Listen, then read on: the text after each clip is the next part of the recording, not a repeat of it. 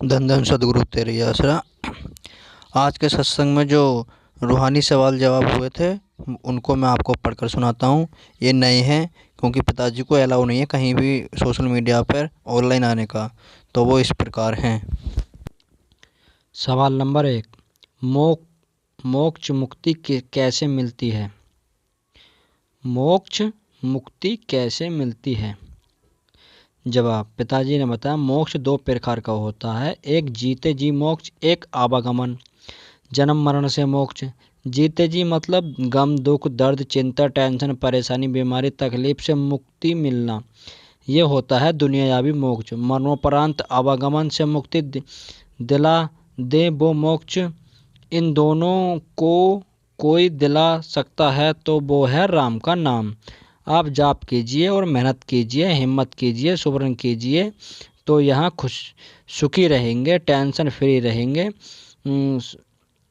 संतुष्ट रहेंगे। उस जैसा कोई खुशी इंसान नहीं जिसे मुक्ति मिल गई। लगातार सुवर्ण करने से आत्मा परमात्मा की तरफ बढ़ती है। जीते जी भी उनको देख सकते हो और आवागमन से मुक्ति मिल जाती है। 84 लाख योनियों से मुक्ति मिल जाती है। सवाल नंबर 2, रूहानी मंडलों में आत्मा कैसे रहती है? जवाब, पिताजी ने बताया आत्मा परमात्मा का अंश है। आत्मा जो है ओम के नूर एक किरण है। अल्लाह ताला का नूर ए जलाल है।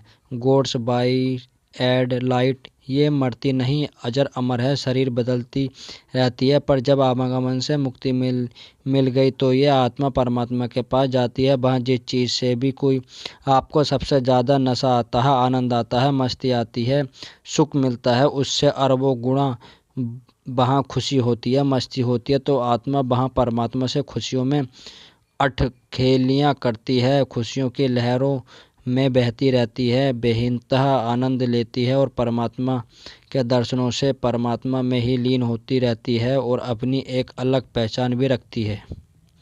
सवाल नंबर 2, जैसे हमारे अच्छे और बुरे कर्म होते हैं, हम लड़की बने हैं, ये किस कर्म में आता है? जवाब, पिताजी ने बताया हमारे अकॉर्डिंग तो बहुत अच्छे कर्म है, क्योंकि हमारे पवित्र वेदों में लिखा है लड़की माँ का रूप होती है, छोटी सी बच्ची होती है ना।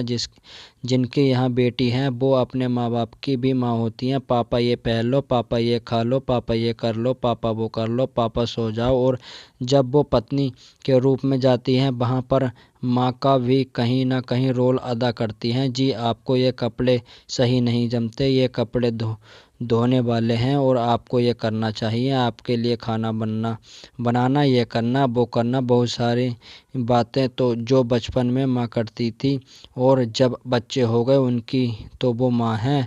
कहा जाता है माँ भगवान का रूप होती है। सवाल नंबर 4, जब रूहें परमात्मा के पास जाती हैं क्या वहाँ भी उनको पढ़ना पड़ता है?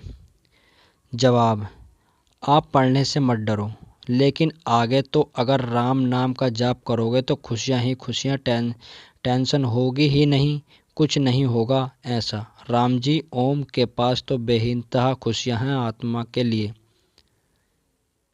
सवाल नंबर 5 में, पिताजी जब हम खेला करते थे तब आप जी ने वचन किए थे कि हमारे यहाँ से 10 के 10 प्लेयर 10 प्लेयर जाओगे तो आप गोल्ड जीतोगे, और ऐसा ही हुआ। हमने फर्स्ट टाइम गोल्ड तब जीता जब आप जी का वचन था। 10 गए तो आप जी ने हमें गोल्ड दिलवाया। अब आप जी की मेहर से आप जी ने मुझे कोच बनाया है, पर हम उस लेवल तक का नहीं कर पाते। आप अभी मेरा ही एक बच्चा आइस्ट एंड एक्टिंग में खेलो इंडिया में पार्टिसिपेंट करने गया था, तो वो जस्ट पार्टिसिपेंट रह गया, तो आप ही हमें टिप्स दे दो जी।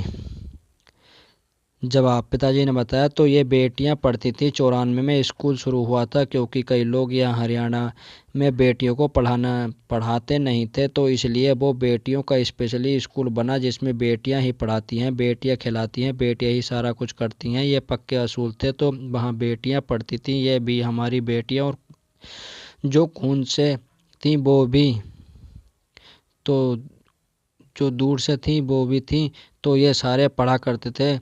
संगत तब थोड़ी होती थी, हम इनको सिखाने चले जाते थे। इनको हमने कहा घास पर स्केटिंग क्या करो। घास पर स्केटिंग करते गिरते पड़ते, घास पर चोट भी लगती थी। ये बच्चे रहे होंगे 6-7 साल के उस समय, फिर बड़े होते चले गए। इनको कहा रोड पर करो। स्कूल के अंदर एक रोड बनी हुई थी, उस पर करने लग गए थे। हमने कहा अब नेशनल में जाओ। नेशनल में गोल्ड आ गया तो नेशनल लेवल का ग्राउंड बन गया। फिर हमने कहा आप इंटरनेशनल में ही जाओ। एशिया कप जीत आई। भारत सबसे पीछे होता था। ये बच्चे थे जिनको भीड़ अवार्ड, अर्जुन अवार्ड, गोल्ड, पता नहीं क्या क्या मिला। तो ये हमें पापा कोच कहते हैं। फिर हम इनको टेक्निक बताते थे और ये जीतते चले गए। हम खुद 32 गेम आज भी खेलते हैं, एक कबड्डी को छोड़कर। पहले खेलते थे। हमारा स्टेट लेवल में गोल्ड मेडल है। 32 नेशनल गेम स्टेट लेवल पे हम खेलते हैं। बाकी गेम बहुत सारे खेलते हैं, हम आज भी खेलते रहते हैं हमेशा। हम बेटियों के साथ तो नहीं खेले, स्कूल वाले बेटों के साथ तो बहुत खेले हैं। क्रिकेट खेले हैं, बड़ा कुछ खेले हैं। इसके साथ बेटियों को सिखाया है। हॉकी लेकर मारकर कहाँ ये कैसे मारना है, कौन से एंगल से। रोलर स्केटिंग, हॉकी की ये बच्चा जैसे बता रहा है तो बड़ी खुशी होती है। तो ज़रूर सिखाएंगे बेटा जी। आप कोच आप हमें कहते हैं। और हमारे नन्हे नन्हे वो बेटियां हैं, बेटे हैं जिन्होंने इतने गोल्ड मेडल जीते हैं। एक बार ऐसी स्थिति आ गई थी भारत में, जितने एशिया में गोल्ड आते थे ये स्कूल कॉलेज 10% गोल्ड ले जाते थे। सवाल नंबर 6, कितनी भी इमोशनल बात हो, ज़्यादा रिएक्ट नहीं हो पाता। मतलब अंदर से बिल्कुल कोई भी फीलिंग नहीं आती, कोई रिएक्शन नहीं आता और अग्रेशन या गुस्सा बहुत बढ़ जाता है, सुबह भी नहीं होता। जवाब, पिताजी ने बताया अकेले में गुस्सा निकलता है तो बढ़िया है, कोई हर्ज नहीं, ठीक है। और रही बात इमोशनल नहीं आते तो इसके लिए आप एक तो कोई चीज़ की शायद उम्मीद ज़्यादा कर बैठते हो कि मुझे ये मिलना ही चाहिए। उम्मीद कम करके कर्म करो, अच्छा कर्म करो। कहने का मतलब मेहनत करो, हार्ड वर्क करो। वो इच्छा ना रखो ज़्यादा, अपने आपकी इच्छा पूरी होगी, फिर ये अग्रेशन भी नहीं आएगा और टेंशन भी नहीं आएगी। सुवर्ण ज़रूर करना, भक्ति करना। सवाल नंबर 7 में, अगर हमसे कभी गलती से कोई मक्खी मच्छर मर जाता है तो वो हमारे पाप में गिना जाता है या पुण्य में? जवाब, पुण्य तो बिल्कुल नहीं होता। किसी को भी मारना पुण्य नहीं है। हाँ, आत्मरक्षा करना ये भगवान ने सबको हक दिया है।